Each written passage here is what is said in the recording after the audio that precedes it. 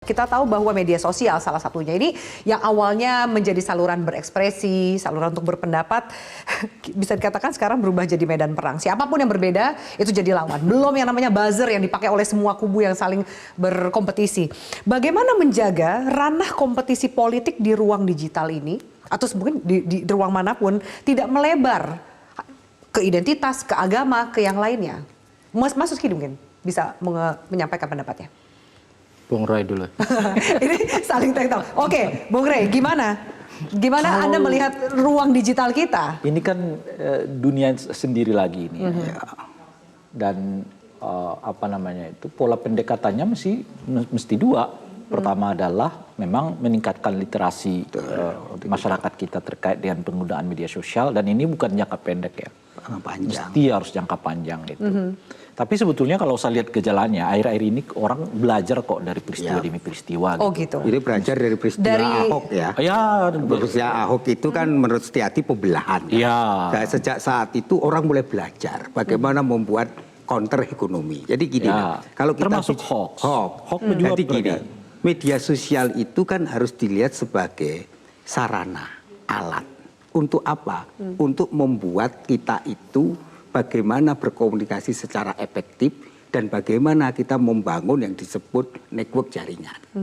Maka kalau kita pakai teori yang namanya komodifikasi, ketika media itu dari nilai tukar menjadi ekonomis, maka mulai muncul kebohongan hoax itu. Karena apa? Karena bagian dari industri. Masih ingat kan kasusnya Donald Trump, kasus Eropa visa Brexit, terus kasus Arab Spring, itu kan karena media dimanipulasi. Disebarkan berita hoax. Berbahayanya ketika kesadaran literasi digital nggak ada, pendidikan kritis nggak ada, literasi kebangsaan nggak ada, maka orang akhirnya istilahnya budet itu menjadi goblok permanen. Goblok permanen gitu, orang hanya nge-share, hanya membuat tapi tidak mempertimbangkan dan membaca tidak melihat kebenaran isi beritanya, tidak melihat tag, koneksi sosial, konteksnya.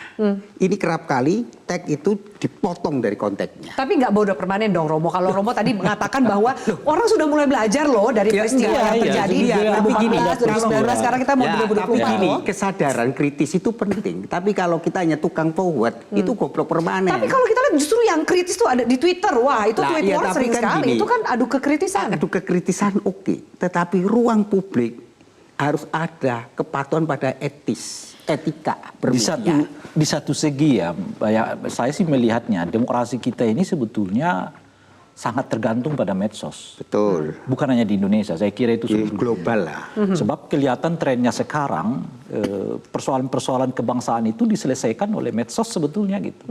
Kan istilah kita itu no viral, no justice kan. Ya, betul. Viral dulu baru ada. Jadi saya kira ini bukan soal slogan. Tapi inilah yang menjadi bakal yang terjadi di masa mendatang tuh. Artinya orang di masa akan datang orang akan bisa mengadvokasi dirinya sendiri. Nah, itu pentingnya itu. Dan maka itu pentingnya sebetulnya medsos ini kan. Kasus di Lampung itu satu orang.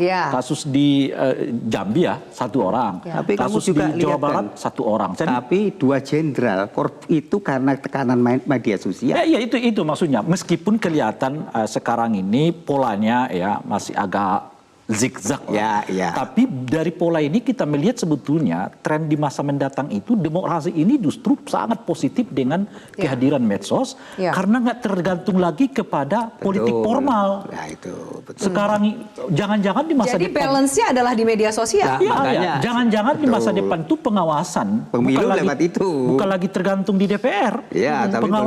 Pengawasan terhadap pengelolaan pemerintahan sangat tergantung kepada kreativitas para medsos. Jadi influencer atau orang-orang apapun sekali ya tweet kasus di dalam satu daerah, se-Indonesia bisa baca. Ketimbang misalnya katakanlah 120 anggota DPRD yang bicara tentang itu gitu. Saya kira itulah tren. Oleh karena itu memang harus ada kemauan untuk melakukan pendidikan atau literasi digital publik kita di media sosial. Tapi ini kan bukan persoalan mereka menggunakan media sosial, karena pada umumnya pendidikan kritis di kalangan masyarakat kita itu nggak terjadi. Itu baik offline maupun online.